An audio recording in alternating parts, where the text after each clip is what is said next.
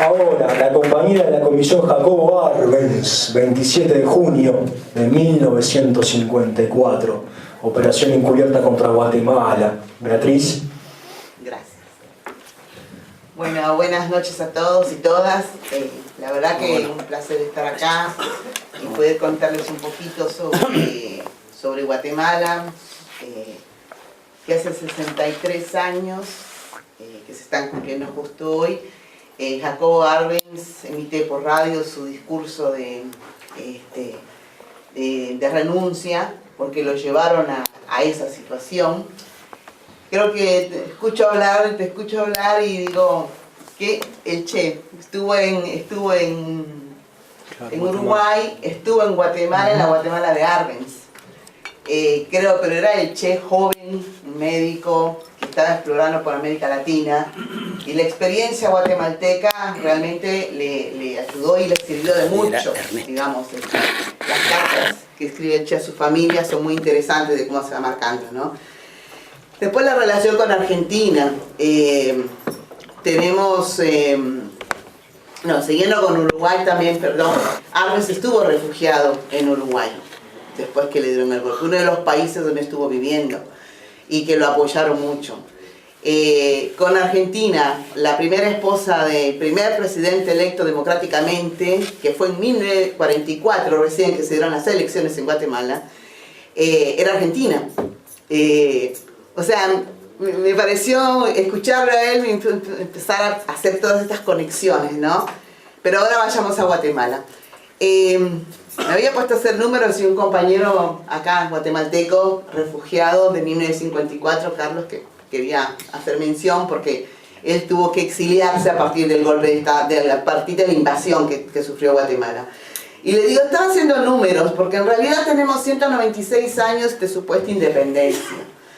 De los cuales 123 años fueron turnándose dictaduras liberales y conservadoras en lo económico, digamos.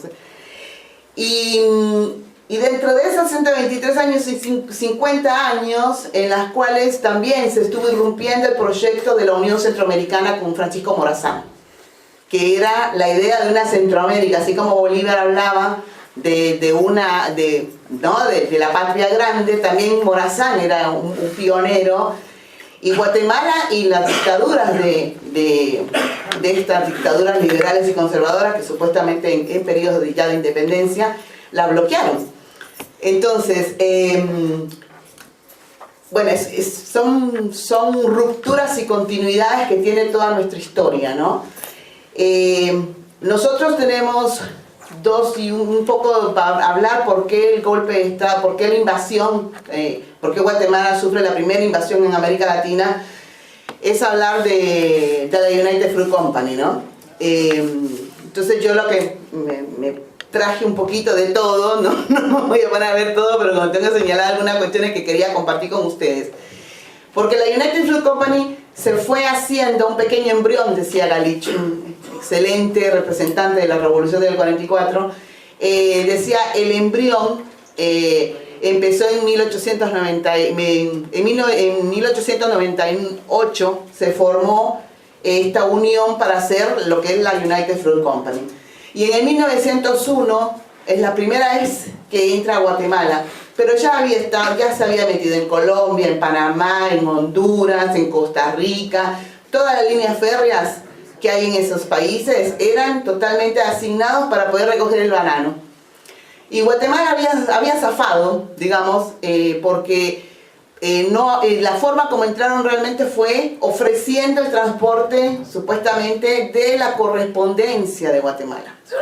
Para lo cual el Estado guatemalteco le tenía que pagar a esta flota para que se impusiera y tomara grandes terrenos sin consulta, después hacer unos contratos sui generis en la cantidad de tierras que se hacían otorgar para poder hacer esa supuesta correspondencia. Pero prácticamente era lo que les faltaba, porque empezaron a avanzar primero con lo que fue el puerto. Eso mismo les asignaba fue el foco donde ellos empezaron a llevar a toda la mercadería que llevaban de los otros países y llevarla a Estados Unidos, hacia Boston. Eso fue lo que les faltaba a ellos. Fueron avanzando con el puerto, fueron avanzando, fueron tomando trenes. El tren en Guatemala ya había, las vías férreas habían sido producto de 1871, donde se da las reformas liberales en las que le sacan las tierras a las poblaciones indígenas y a la iglesia. Y las poblaciones indígenas las tomaron y se siguieron hasta 1944. Las poblaciones indígenas seguían respondiendo a las mismas formas coloniales de explotación. O sea, tenían que hacer trabajo gratuito, había castigo, había ley fuga, que lo cuenta Galeano, cuenta lo que era la ley fuga en uno de sus libros. El propietario de la finca o la bananera, que así le llamaban a la United Fruit Company, tenía el derecho de matar a aquel indio, decían, que no respondiera a la cantidad de horas o que quisiera escaparse. Nunca fue cuando no se condenaba, era un derecho. Bueno, la United Fruit Company se fue entrando cada vez más en Guatemala a ser dueña de los telégrafos, de los medios de comunicación, de los trenes, de los muelles. O sea, era un monopolio, era un estado dentro del estado de Guatemala. Y los dictadores que fueron los que le dieron todo este permiso empezó en 1901 con Estrada Cabrera, que es el personaje del libro El Señor Presidente que escribe Miguel Ángel Asturias. Está basado y que es la representación de lo que es las dictaduras latinoamericanas. Bueno, este señor obviamente le gustaba permanecer en el poder y las grandes cifras de dinero, digamos, que recibió para otorgar unos contratos para que el gobierno de Guatemala pagara, pero no tuviera derecho a hacer uso de las instalaciones, por 99 años, por 89 años. Y mientras tanto tenemos Primera Guerra Mundial, crisis de 1930, Segunda Guerra Mundial. En ese interín, lo que es la oligarquía cafetalera, que es población alemana muy racista, entonces tratan al indígena, las prácticas que se siguen manteniendo hasta hoy en Guatemala también eran fomentadas desde el positivismo y también desde lo que era el indio sucio, el indio malo, el indio que no quiere trabajar. Bueno, eso sigue repitiéndose y es una forma de seguir explotando a la población indígena. Y obviamente salarios ínfimos. Lo que se da, y lo que me dice Carlos, solamente contá que hace 63 años, los únicos 10 años de democracia que tuvo Guatemala se irrumpieron hace 63 años, que de 1944 a 1954. Guatemala no tenía derecho a voto.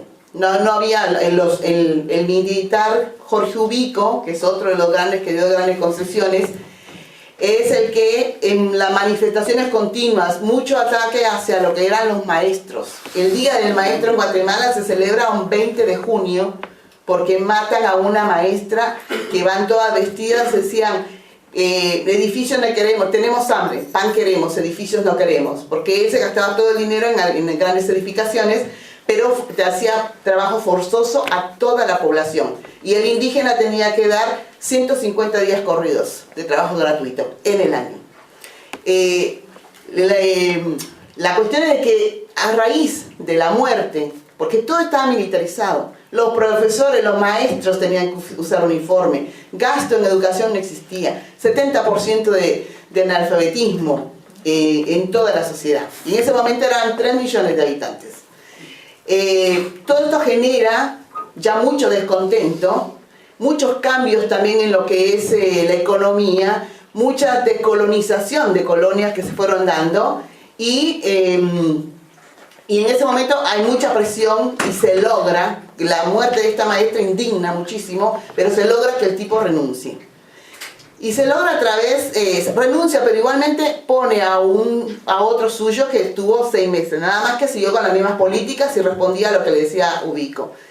Y ahí se forma un triunvirato, se forma el grupo, se organiza la sociedad civil con los maestros, los padres de los chicos que ya estaban hartos de que sus hijos estuvieran tan militarizados, tenían hasta grados de cabo, sargento, dentro de una escuela. ¿Usted se puede imaginar eso?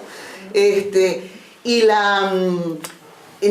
ejército, por primera vez, a través de Jacobo Arbenz, que pusimos acá una fotito, no tenemos bandera, entonces estamos haciendo honor poniendo acá su foto. Él se había salido del ejército porque veía toda la corrupción que había.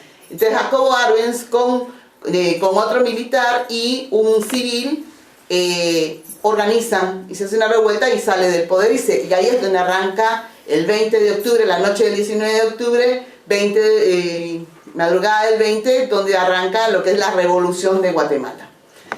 En 6 meses, todos los jóvenes, eran muchos jóvenes, ¿no? Eran 24, 25, 20 jóvenes, menos de 30 años, todos estos jóvenes pudieron organizar una nueva constitución, la posibilidad que hubiera derecho a voto.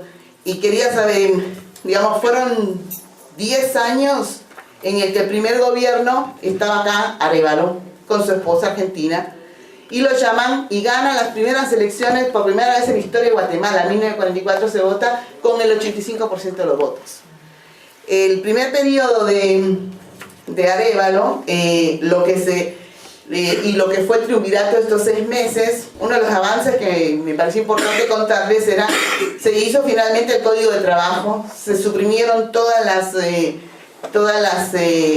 condiciones semifeudales de explotación al pueblo, a los indígenas, que estábamos hablando del 65%, el 70%, sí, y el 2% de las tierras cultivables, porque al haber la reforma del 71 que mencioné, se convierte en un país latifundista y minifundista. Entonces las grandes extensiones de las mejores tierras de Guatemala estaban a manos del 2% de la población. Y el 72% era la mano indígena. En ese momento, uno de los grandes avances es el Código de Trabajo.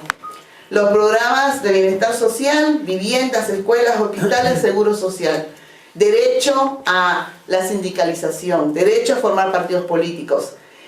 Eso fue como la parte que se hizo durante el periodo de Arévalo y fueron muy intensas. Hubieron 21 programas de alfabetización ante toda la población analfabeta que había y eran obligatorios. Todos tenían que solidarizarse y salir a los pueblos a alfabetizar. A ver cómo voy en tiempo. Avísenme por ahí.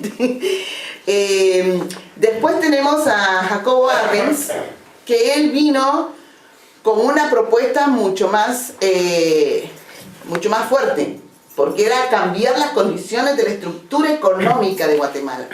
No seguir con el monocultivo, no seguir solamente dependiendo de todos estos servicios que la United Fruit Company tenía instaladas, porque Arévalo en ese sentido no hizo nada, no se quiso meter. Arbenz le paró 33 intentos de golpe de Estado que les quería hacer el ejército. No fue que fueron unos años así de flores, digamos, pero Arbenz vino con una propuesta más de desarrollo, de cambio, de autonomía, de posibilidades de elegir qué era lo que se quería hacer y pensar en la sustitución de importaciones también. Generar industria en Guatemala, más cultivos alternativos, y viene con el tema de la reforma agraria, que es una de las, digamos, había en los puertos ocupados por la United Fruit Company, dice, vamos a hacer un puerto. Se hizo un puerto. Los trenes que están acá a cargo de la United Fruit Company, dice, hagamos carretera. Se trabajó en carretera. La luz, el programa de luz, dice, hagamos una hidroeléctrica. O sea, él hizo proyectos concretos que la idea era de que el guatemalteco se beneficiara y pudiera trabajar y ver que había otra diversidad, porque todo el monopolio, hasta de los puestos de trabajo, lo tenía la United Fruit Company. Ahí está una carta del Che que le cuenta a la tía Beatriz y le dice, la frutera, porque ustedes ven la frutera y es la United Fruit Company. A Che estaban tramitando un trabajo. Bueno, la cuestión es de que lo que es la reforma agraria, que fue una reforma que sacó tierras no cultivables y que fue lo que terminó la distribución de tierras, ayudó a más de 100.000 familias. Fue un proyecto que empezó, se autorizó en el 52, en el 53 se empezó a poner en pie y en el 54 ya empezó toda la agresión que se hizo contra el país. Yo quería leerles, hay 2 cosas acá y con esto voy cerrando porque hay tiempos para nuestros compañeros. La PIBI Success se llama, todo lo que organizó la CIA para entrar. Una intensa campaña psicológica, ayudado por la Iglesia, Opus Dei, para poder generar toda una desestabilización. Te digo, similitudes, continuidades, ¿no? Escuchamos Venezuela y todo lo que estamos viendo, cómo se hizo, o sea, se escucha y es lo que está acá, digamos. Toda esa campaña que se hizo con Guatemala, la OEA, tenemos un que le llamamos nuestro canciller de la dignidad, que fue a defender a Guatemala, pero igualmente ya estaba armado a hacer la invasión. Toriello. Después tenemos en lo que fue Naciones Unidas, ante las agresiones que estaban haciendo Estados Unidos, Honduras y Nicaragua, porque por ahí estaban metiendo sus mercenarios, las Naciones Unidas también dicen que no. Pero resulta que el que estaba a cargo de Naciones Unidas, que era Estados Unidos, era accionista de la United Fruit Company. Después lo que eran las campañas de desprestigio, porque en teoría era la cortina del comunismo, ¿no? Porque esa fue la campaña y el enemigo interno era el comunista. Entonces las muertes era atacar a ese comunista, lo cual continuó en todo lo que fue las dictaduras militares en América Latina. Guatemala significó la entrada a la imposición a los restos de los países latinoamericanos, y la fuerza con la que estuvo tenía que ver con un mensaje muy claro para el resto de los países. Vamos con todo. La esposa de Arbenz dice, con lo que fue los ataques de las campañas internacionales, dice, supe a manera de prueba que Guillermo Toriello encargó a una agencia de información en Estados Unidos para recoger el número de comentarios hacia Guatemala, todas las campañas internacionales. En el curso de un mes, si mal no recuerdo, le informaban que pasaban más de 4.000. Y creo que con esto cierro porque les da una idea de cómo se llegó a la fecha que estamos hablando hoy. Gracias.